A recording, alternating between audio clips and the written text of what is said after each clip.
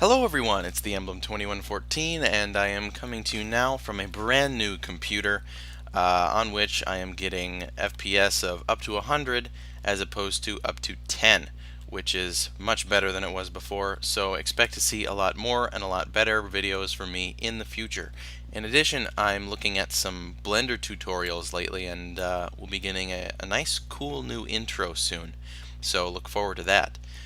But without further ado, let's get into the topic for today. I've got two mods that I'm showcasing. One being the MalisisDoors mod, which is a great mod that adds a bunch of new doors to the game, as well as ways to kind of disguise pre-existing openings. The other is a custom mod. Sorry, it is just a one mob mod, you could say. It only adds one thing, but it was custom made for me by Blue Monkey or Blue Monk 3. He can be found on the Minecraft forum. I'll link to his forum page and to his mod page for the Amberoguia. I don't know how to pronounce it. Amberoguia. Amberoguia. I think that's how you say it. But he made that mod, and it adds a bunch of new crops and foods and tools and armor and mobs, I will be showcasing that mod in the near future, so look for that as well. Now, without further ado, let's get right into the doors. First up, we've got the wooden sliding door. Now, that functions as a regular wooden door in Minecraft, except it slides. It's got a nice, smooth little animation along with a great sound. Now, the wooden door can be powered with a redstone signal to be opened, or it can be opened with your hand. It is crafted like so: 3 oak planks and 3 glass, and that's about all there is to it. Next up is the iron sliding door. Now, the iron sliding door is crafted just like this: 3 iron ingots and 3 glass. It's the same deal as the wooden sliding door, except you can't open it with your hand. You have to use a redstone signal, or, like this mod adds, a player sensor. Now, player sensors can be crafted like so: 3 glass, 2 iron ingots, and 1 redstone, and you get 1 player sensor. You can stick it above the door, and then when you get close to it, it'll send out a redstone signal and activate the door. Now, it does this just with regular redstone as well. You can see here. Maybe it has to be in a certain place. Maybe I shouldn't mess with it right now.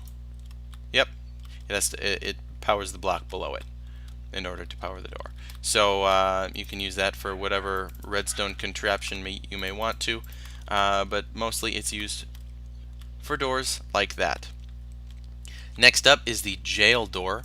It is crafted with 6 iron bars. You get 1 jail door. Now, jail doors are just like iron doors in that they have to be activated with a redstone signal. You cannot use your hands. Whoops. You cannot use your hands to break them. But they have a great sound, in my opinion. Just like that. Sounds just like a jail cell door closing, which is real nifty, and I like that a lot.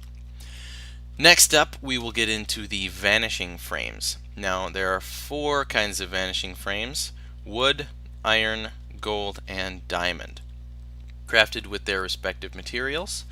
Now, first up is the wooden vanishing frame, crafted with 4 redstone, 4 sticks, and an ender pearl. That'll give you 4 wooden vanishing frames. Now, vanishing frames, when powered, will, vanish. Now, the deal with a vanishing frame is that when you right-click on it with a block, it takes on the appearance of that block, and then, once powered, disappears. Now, the difference between all 4 of these vanishing frames is that they all have different capabilities. Now, wooden frames will always propagate their state to neighboring frames. That's word for word from the forum, meaning they will disappear if they are connected to each other. So if I were to, let's see, take those guys out, that one wouldn't go because he's not connected to the other 2. But now it is. Now, with iron, vanishing frames, crafted like so. 4 sticks, 4 iron ingots, and an ender pearl. That'll give you 4. They do not, quote, propagate their states. They will only they will only vanish blocks connected to them that are the same block, just like that. So you've got the grass blocks and you've got the wool blocks. Now, whoops, no thank you. Now, with the golden vanishing frames, crafted like so, 4 gold, 4 sticks, and an ender pearl gives you 4. They will propagate their state, disappear when connected to blocks of the same metadata or block data, where iron blocks, if you were to put a different color wool in the frames, they would still disappear when connected because they are technically, in the eyes of Minecraft, the same block, just with different metadata. But now with golden vanishing frames, it takes into account the metadata and will adjust the disappearance accordingly. Now, diamond vanishing frames, they allow you to entirely customize the behavior of the disappearance. Now, you see, you can put the block in there. I can make it a piston, just like that. I think the default is down facing. There's nothing you can do about that, but that shouldn't matter that much. Now, the default duration is 8. Oops. And that's just like all the regular ones. But you can increase that. I can increase it to 180. And then it'll go really slowly. Boop. Or, actually this next bit of customization, I don't know actually how well it's supposed to work, because it doesn't do what you tell it to do. It doesn't go up or down if you select those. So I'm thinking that's probably some kind of bug in which you can't change the. Yeah, no, it doesn't change it at all. But that's all right, because you can still change the duration. I'm sure in upcoming versions they will fix whatever seems to be the problem here, and you'll be able to use that to full effect. Next up, we have the block mixer. Now the block mixer is pretty simple. Oh, diamond, crafted like that, obviously. 4 diamonds, 4 sticks, ender pearl. Gives you 4. Now the block mixer is crafted with 6 iron ingots and 2 pistons. When you place it down, it looks just like this. Pretty smooth looking. Now if you place 2 blocks in it, where'd my grass go? There it is. It will, true to its name, mix those blocks. Now we have a mixed block of yellow wool and grass. Now the grass, for some reason, is being buggy. That kind of bothers me, but it doesn't matter. You can use it with any other block and it'll be fine. Now that can be used. I have an example set up over here.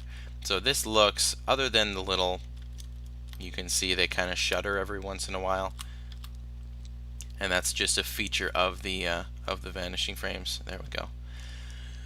Now, other than that, this is completely hidden. They look like grass blocks, but boop, they're gone. Now you expect it to be grass blocks, but nope, they're wood blocks on the inside, and that's because they are double-sided, half wood and half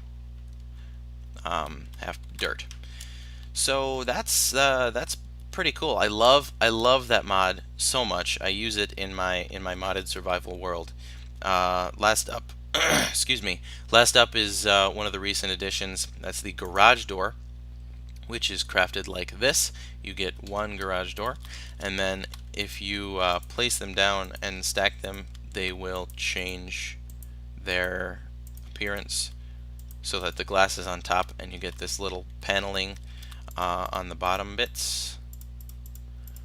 so you can make a realistic looking garage door. Now this has to be powered by redstone. You can open it with your hand, but if I open it up, it's got a great animation that I love and will allow our Velociraptor to roam free into his pen. Let's entice him here. Let's give him a treat. Whoops. A sheep. The sheep might be too far away for him to register. Doesn't matter, we'll place him in ourselves. So these are Velociraptors. Simply put, they're a new mob. They're hostile. They have about 40 health, I believe, and they do about 2 hearts of damage in survival with no armor on. They drop... Oh yeah, also they have that hurt noise that comes straight from Jurassic Park. There we go. They drop leather and occasionally bones? No, not getting any bones. They drop bones too. There was some bone. There we go. So they drop leather and they drop bones. And these mobs are for my use in the Jurassic Park rebuild map, made for me by the wonderful Blue Monkey, or Blue Monk 3. I don't know, he has a thing for unpronounceable words.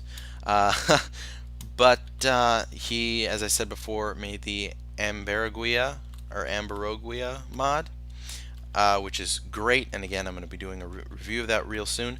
But he made these mobs for me, and with his permission, I might put the mod file up for download so you can have these guys in regular modded worlds.